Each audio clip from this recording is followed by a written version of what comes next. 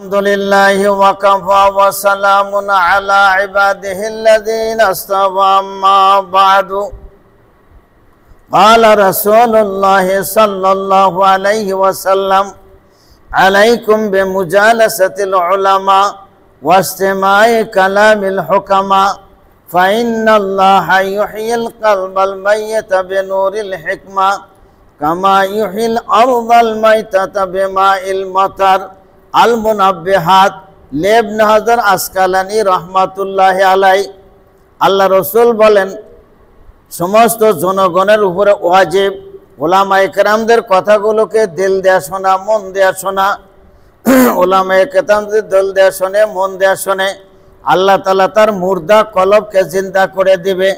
যেমন শুষ্ক প্রান্ত জমিন থেকে কোনো কিছু উদ্ভিদ হচ্ছে না, জ্বালাচ্ছে না, যখন বৃষ্টি হয় তখন আবার সেগুলো শস্য শ্যামলা হতে থাকে।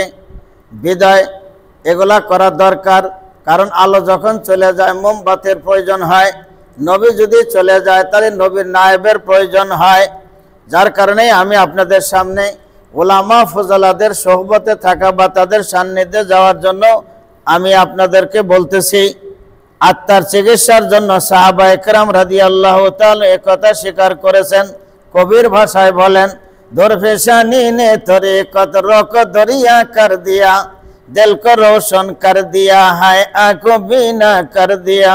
দরফেশানি নে তরিকত রক দরিয়া কর দিয়া, दिल को रोशन कर दिया, आंखों बिना कर दिया। खुद न थे जो राह पर औरों के बहादे बन गए, क्या नजर थी जिसने मर्दों को मसीहा कर दिया, क्या नजर थी जिसने मर्दों को मसीहा कर दिया।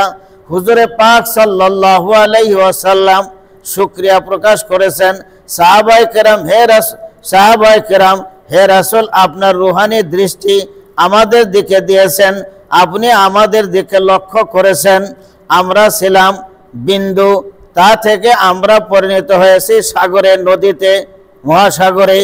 আমরা আপনার সাথে সময় দেওয়ার কারণে, আপনার কথা মতো ঈমান গ্রহণ করার কারণে, আপনার তাকিদ, আপনার তরিকা মতো নামাজ পড়ার কারণে, আপনার তরিকা মতো যাকাত দেওয়ার কারণে, আপনার তরিকা মতো হজ করার কারণে, আপনার তরিকা মতো জিন্দেগি গঠন করার কারণে আমরা ছিলাম বিন্দু। আপনার সংস্রবে, আপনার সঙ্গে আমাদেরকে দরিয়ায় পরিণত করে দিয়েছে। নিজেরাও সঠিক পথের উপরে ছিলাম না, নিজেরা ছিলাম জাহান্নামের দিকে। আপনার সান্নিধ্যে এসে আমরা আপনার কারণে আমরা জান্নাতের রাস্তা পেয়েছি। এই জন্য হুজুরে পাক সাল্লাল্লাহু আলাইহি সাল্লামের নির্দেশ হলো এটা, যে যখন আমি থাকবো না তখন ওলামায়ে কেরামের নির্দেশনায় চলবা, ওলামায়ে কেরামকে মেনে চলবা।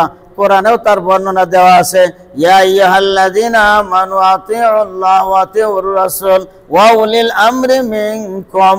আল্লাহকে মানা ফরজ, নবীর তরিকা মানাও ফরজ, এবং নবীর নায়েব যারা আছে তাদের পরামর্শ, তাদের কথা মেনে চলাও ফরজ।